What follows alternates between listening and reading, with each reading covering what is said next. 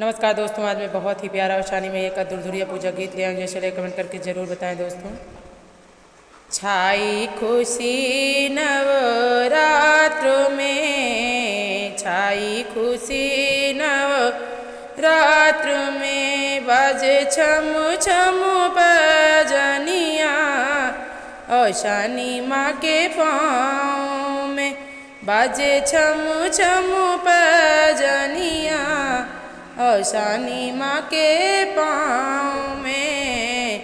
छाई खुशी नवरात में, छाई खुशी नवरात में, बाजे छम छम बजनिया और शानी माँ के पाँव में, बाजे छम छम बजनिया और शानी माँ के पाँव में। रुनक झुनक चलती आई मेरी अब शानी माँ, दर्शन को अखिया तरसे अब तो आजा मेरी माँ। रुनक झुनक चलती आई मेरी अब शानी माँ, दर्शन को अखिया तरसे अब तो आजा मेरी माँ।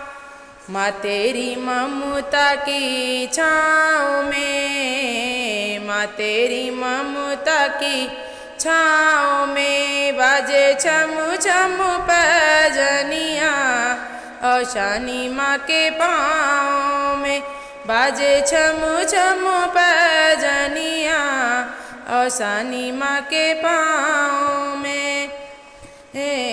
छाई खुशी नवरात में, छाई खुशी नवरात में, बाजे छम छम बजनिया और शानी माँ के पाँव में, बाजे छम छम बजनिया और शानी माँ के पाँव में। करके सिंह सवारी माँ लगती प्यारी प्यारी माँ, लाल चुनरिया ओढ़े माँ लगती जग से न्यारी माँ। करके सिंह सवारी माँ लगती प्यारी प्यारी माँ, लाल चुनरिया ओढ़े माँ लगती जग से न्यारी माँ।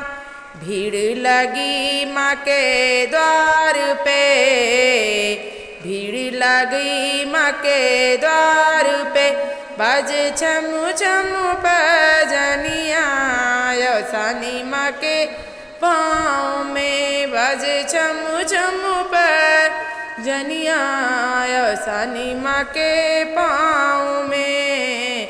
छाई खुशी नवरात में, छाई खुशी नवरात में, बाजे छम छम बजनिया और शानी माँ के पाँव में, बाजे छम छम बजनिया और शानी माँ के पाँव में।